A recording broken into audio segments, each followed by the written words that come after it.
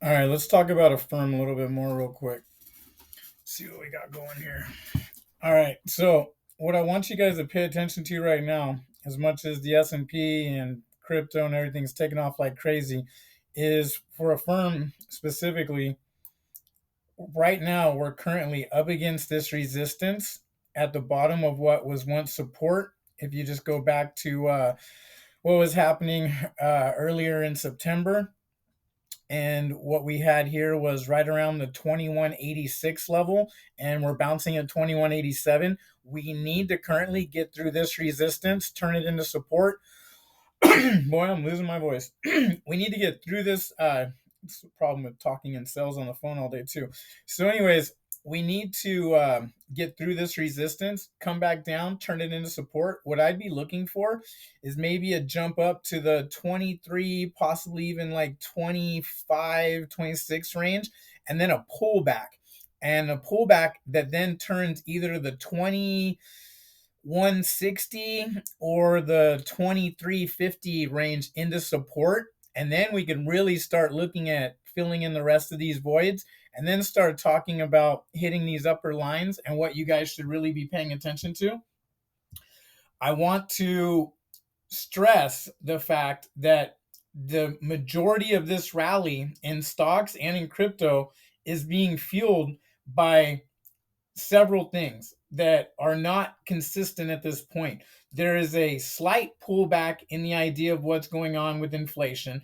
There's a slight pullback in the dollar. It was pulling back a little bit and looking for support, but then it can turn around and run again. And as soon as that starts running, this will flip quick. And we also have meetings from the Fed next week. Same thing. They can say one little word and the markets will crash instantly. We'll go back to this bear market problem. So, you've got those things right there in front of you. The other thing that's really, needs to be paid attention to is a lot of these straight ups that are happening so violently. That's not momentum of just buyers. That's short squeezing. That's buyers who were bears that were pushing the market down, and they're pushing the market up, and it's shorting them out. They're hitting their stop losses, or they're having to chase that to buy it, to close it, and to reset another position higher. What you need to not lose track of is just staying calm and paying attention to the plans that we have and the plans and the lines that I give you guys. And you need to have realistic expectations with preservation to your capital, as well as making money with your capital. Don't just think, oh, now we're going back to 60 or $90. Maybe, you could have been flipping call options for 60 or $90. I have been, and those are all in the profit now. I bought those when it was doomy and gloomy, a week ago, and we were pushing back down to these, low 17 numbers, and everyone thought we were going to lose that support, go back down to 13 or 14. I started buying call options with future dates, 2, 3, 4, 6 months out. I even bought some for next year in the $60 to $90 range, which most people found to be almost worthless at that point and absurd to be buying. Most of those are somewhere between 30 and 60% in the profit right now. And if this thing starts popping and moving up levels, those things will start going up really fast. You'll start, seeing 100, 150, 200% gains on things like that if this thing starts moving like that. So, that's just kind of where we're at with this. We need to play it level by level. Don't FOMO in too much. If you're wanting back in and you already sold for a profit, then wait for a pullback. We should get a pullback. If the S&P and the NASDAQ are going to start running like crazy right now, then you can look to fill, these stars that are marked and these gaps, and then look for a pullback. If you jump up here to this, 25 range, and you fill these gaps and get into here, then you'll probably get a pullback to this line at like the $22 range. You can buy back in at that range. But right now, chasing this iffy pump, if you buy this right now at the 2191 bumping up against resistance, and then in the next 20 or 30 minutes, or by the end of the day, it drops back down to the $19 range, you're going to be the better part of $2 to $3 behind, especially right now at 2191, and then it drops down to like 1836 or something. You're going to want that buy. So if you are going to start FOMO chasing this, don't go all in. At least save yourself some capital for a pullback in case I'm right. If you just got that bull thesis and you're just going to run with it, don't say I didn't warn you, and don't say I didn't tell you so if it turns around and pulls back.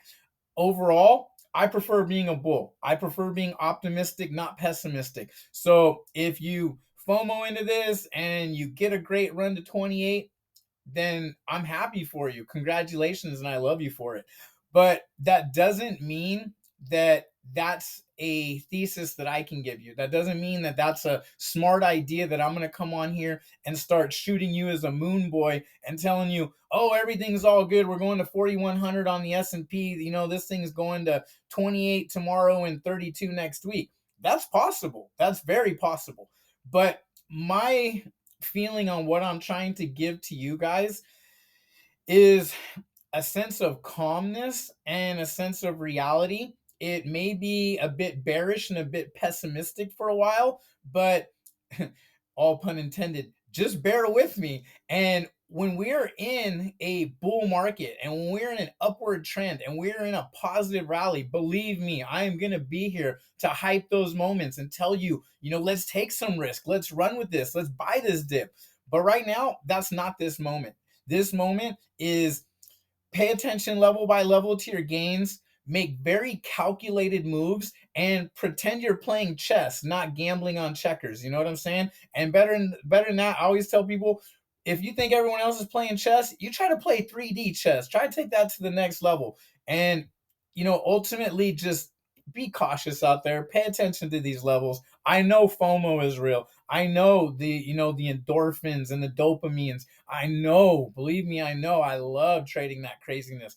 I love nothing better than to take 10 or 50 grand or more if I can and, put it in a DGen account and start trading on 100x leverage on a 1 minute or a 30-second or less, charting and just, making it happen. There's nothing really more fun than that in the world at times. But that's not intelligent. And that's not what's going to help somebody who's trying to get ahead in life and doesn't have money to lose. Me shooting you those ideas and telling you how much fun that is, that's not where it's at.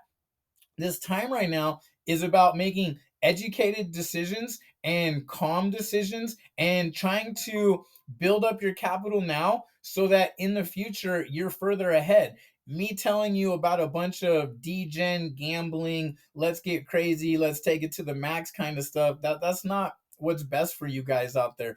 If you're trying to learn from me, then you need to learn something basic first. If everything I say is ignorant to you, you're 10 times better trader than me, then you ain't got to listen to this. That's not for you. I've made these videos very simple and very to the point for a reason. I could come on here and tell you about all types of, charts that you don't care about and all types of movements in foreign currencies and what somebody else is doing at some hedge fund and, what other indicators you don't understand are doing behind the scenes. That doesn't help most of you guys. If you're on that level, you're probably already watching other people and doing other things. And if you have specific questions about those things, I don't mind making more complicated videos for certain people. But the idea to this right here that jumped me on here with these quick videos was to try to help the people that hit me in the feed with such random, clueless questions that I realized people are out there throwing money around with no direction and no insight at all. So for right now, I'm trying to keep these super simple, super to the point, and talk in a way that it's just very straightforward. It's like a, dad telling his son how to ride a bike and not fall off again. And let's figure out the basics before you start doing backflips and somersaults on your bicycle and joining the X Games. That's kind of where we're at. If you're ready to join the X Games, then you're probably not watching my videos unless you find me humorous or think I'm an idiot or you think that I'm making videos for no reason. I can, adjust to the levels of, how do I want to put this? I can adjust to the level of traders I have as followers as we go. But for right now, I'm just trying to build a base with the basic, simple people that need really basic, simple help. And we'll go from there. If later on, I need to sorry, I need to do more complicated things, maybe hire some extra analysts and, bring in an editing team because this is really going to take off. We'll talk about that later. As of right now, I'm trying to help the basic people that just throw money around and tell me things like, I buy when it's red, I sell when it's green. Well, let me give you some better levels to watch for when you're buying when it's red. And let me tell you how far it might go down and where the good entry points are. And then when it's green, let me tell you what level you might make it to before you need to sell, or how far you are in an overstretched position that you should probably take some profits, because that's looking real good right now, most likely gonna round trip your whole investment, your whole starting point. So that's kind of where I'm at with this. Hit me in the comments. Let me know what you're thinking. None of this is helpful to you, and I'm just wasting my time. We can, go from that point of view too. And trade safely out there, you guys. Remember, we're still in a bear market. We're still in a downward trend until proven otherwise. And overall, this is just like a giant short squeeze and a relief rally, little bit of a midterm rally. But overall, everything was oversold and everybody was extremely bearish. So there was just piled on shorts on top of shorts. So that's what market makers do. They push things up and they fabricate things and manipulate things to take that liquidity. And to me, that's all that's going on right now. If you've been watching my older videos, then you know I said this was coming. I said there was too many shorts and it was looking way too easy to just short the market and become wealthy, rich, and smart. That's not the way things go. I also said Bitcoin was probably going to run somewhere up to the 20,800 to maybe 21.5 range before you really needed to start paying attention to if we could break 22 or 23. And I said that max pain would be a run up to about 21.5 to 23.5 and then just nuke. So, you know, to me, these are just my plans and my scenarios playing out until proven otherwise. You show me Bitcoin gets above 25, turns 25 into support, starts bouncing to 28 to 32, we'll talk about a different thesis. Until then, this is me telling you that I still believe this is manipulation and a huge liquidity grab and a giant short squeeze all mixed into one. So trade safely out there, you guys. And once again, have realistic expectations.